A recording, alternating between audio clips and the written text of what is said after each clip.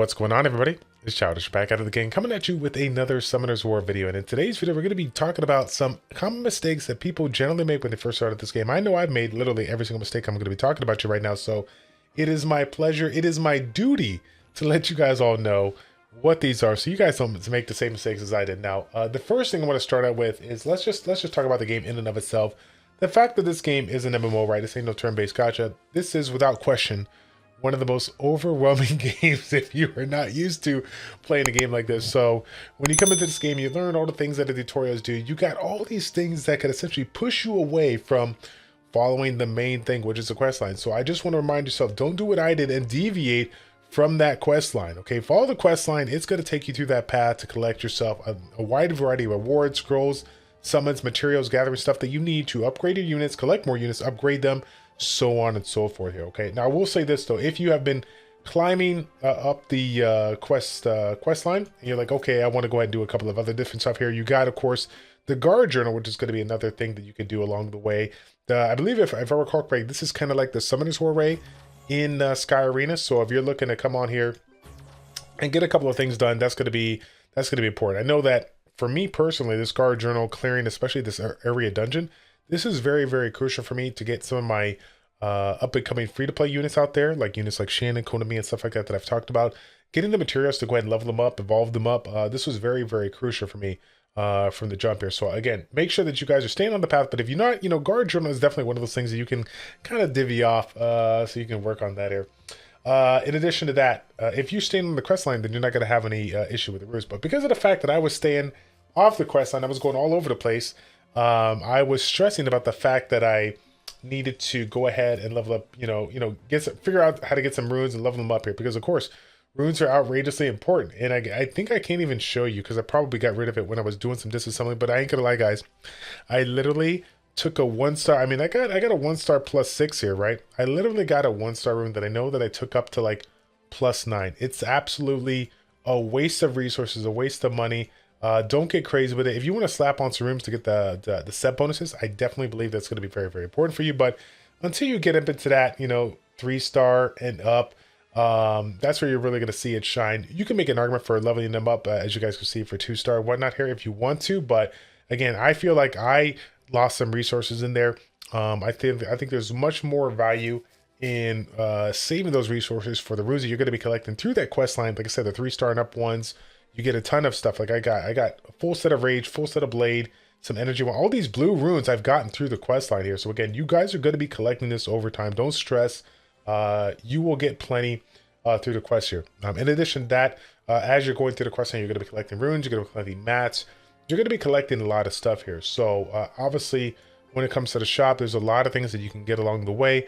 When it comes to purchasing stuff, free to play with crystals, there's going to be a lot of things in this game that they're going to like kind of trick you into getting it here. If there was one thing that I would recommend without question, bag expansion package number 1, and there is another one as well here for bag expansion number 2 here. 30 additional slots for everything here, right? We got the equipment, we got the rune capacity, storage capacity. This is without question a very, very valuable resource. And again, don't stress, guys. As you guys can see, I literally have, up until this point right now, I had upwards of like 7,000 crystals. And again, I'm basically free to play. I say basically free to play because I spent $1 on this game, but you're going to have plenty of resources to get it. This is way more valuable than spending it on summons. Do not, that's the biggest, don't do it, man. Do not spend crystals on summons. You're going to get, I literally got about 100 summons in this game within the first 3 days here. Do not waste crystals, especially if you're free to play, okay, on summons here. All right, next tip that we got for you is going to be herbs, various gatherings and stuff like that. As you guys know, in this game, you're going to have a lot of quests to clear a lot of units, right? But you're also going to have some quests to treat stuff, like pick up stuff from the ground. In addition to that, you're going to be walking around and you're going to be able to see some as well. Definitely, if you are, not auto farming, maybe you're just kind of going through the land and whatnot, and you see some stuff, definitely pick it up here, because if there's one thing that I've realized is that one thing that the community has realized that they told me is that there's going to be a lot of stuff that we're going to be able to do along the way, some high-end stuff, end game stuff that's going to require a lot of materials here. So if you have the opportunity to kind of go around and see stuff laying on the ground to go ahead and pick up here, you know, go ahead and get it.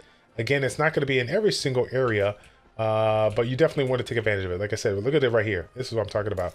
Mango tree, let's get it. I know this is actually part of a quest, but if you get an opportunity to pick them up, go ahead and get them. Go ahead and get them here. One thing to talk about is also the rerolls. Another common mistake that I've heard a lot of people make. I've gone to various YouTubers and streamers channels, and they've said the same thing over and over and over again. Okay, the reroll aspect of this game, right? Super cool, right? You get an opportunity to go through the quest line and get selective summons. So selective summons, 30 summons, 30 opportunities to basically do a 10 pull and, you know, pick out of those 30 rotations, right, which one you want to collect, right? Well, the cool thing about this game is that separates itself from the other communities out there, or the other games out there, is the fact that when you do your summons in this game, your selective summons, and you choose one group, if anything didn't come up that you really, really enjoy, they literally got a quest, a reset quest you could do, which takes a couple of minutes, and after you're done, you get a chance to do it all over again. But from what the community has gathered here is that if you do decide to reroll, you do definitely want to change your name, because the name on your account, when you delete it, to reroll will be gone forever. So if you're one of those people that are like, I got to keep on rerolling until I get, you know, this particular unit here, just make sure that you are taking note on that, because the last thing you want to do is have a unique name like Childish and then, you know, ruin it and then having to choose something like Childish 123 or something like that, right? That being said, though, for those that don't know, I did not re-roll 18, I think it was like 12 10 pulls into me. I got Alicia, so we went with that, as Alicia's a pretty good unit. Speaking about tips as well, one of the tips that I collected from Zadorus, which of course, if you guys know from the Summon Sword community, is one of the biggest whales in the game here. He wanted to let you guys all know, if you decide to spend money on legendary packs, after you buy 3, you can buy as many as you want, but the value is not as good as those original 3. So you're going to see that as well. I believe there's also some pop-up packs that you will see on the top left here that will come up here, and you know, some of these are going to be extremely good value, right? 700%, this one here, 700%, whatever. I think they're the same, right? You're going to see some that are absolutely amazing. I think there's one out there for $5, which is Transcendent Scroll. So Transcendent Scroll, $5 for a nat 5. That's not too bad, but and you'll get more over time, but they're not going to be the same value. It's going to cost a little bit more for the other ones. I think they're like $25 a pop. But again, if you're a whale, you don't really care. I just want you to understand is that there's some really, really good packs that are limited, but there are some good packs that you get them, you spend more money, and try to get the same pack, and they're not going to be as good as value here. Those first initial packs when you first start out in this game are going to be really, really nice here. So just keep that in mind if you are deciding to spend money in the game. Next one up here, another mistake that I have not made, but again, my streamers and YouTubers in the Summon Sword Chronicles community have said that their people did was, they went over to dungeons like the Kairos. They went over to, you know, what was it called? I think it was the Path of Growth here, Path of Training. They went over to these places here, did their limited entries for the day, and they're like, oh, you know what? I got to get a couple more mats. I want to get a couple more unknown scrolls or whatever this and that. But they said that they did it, and then they took their dungeon entry tickets that they got and utilized them for that here. While you are able to use it, if you would like to, I highly recommend not to do that. Save your dungeon entry tickets for down the road. It's not outrageously important to, you know, keep on wasting those tickets right from the get-go. Again, remember, everybody's limited, just like you are, right? You and I are. Runes are going to take a while to collect over time. There is a cap on how many times you can farm. Even if you whale a little bit, you're still not going to be able to farm 24/7, which is good. I mean, it's healthy for the game. Doesn't allow people to get super far away. So just keep that in mind if you guys are, you know, you start collecting those dungeon entry tickets, or you try to use those here.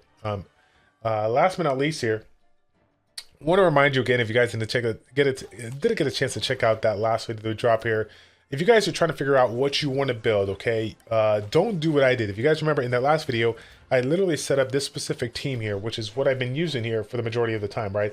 I got myself Annival, I got myself Felicia, and I got myself Shannon, right?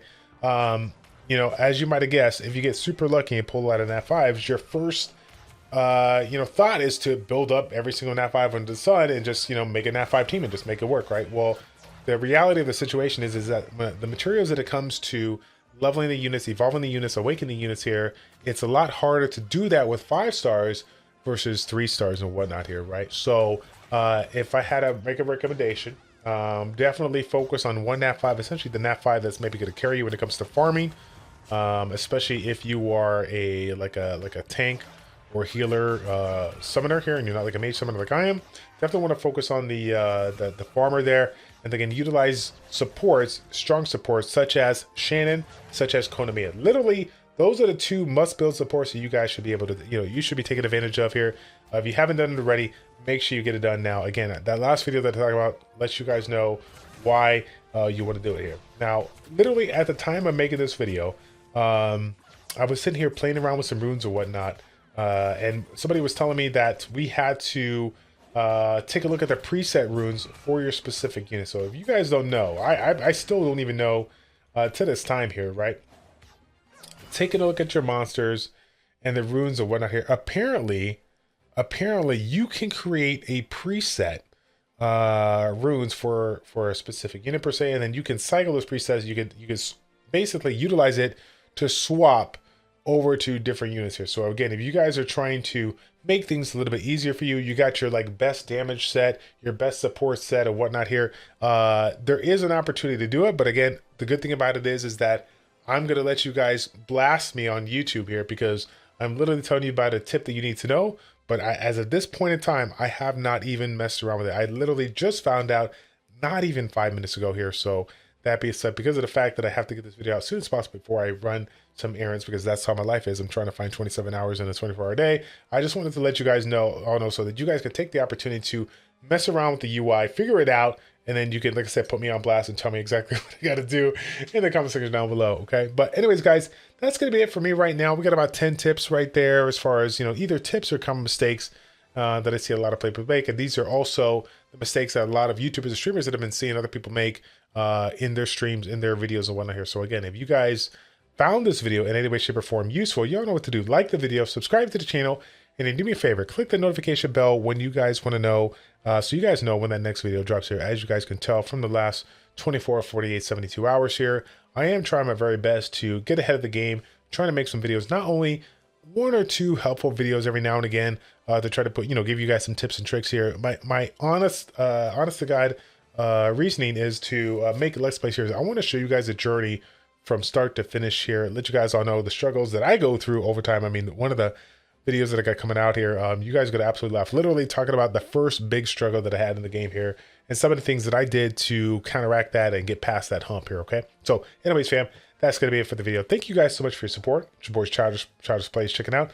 Take care, and we'll see you all in the next one.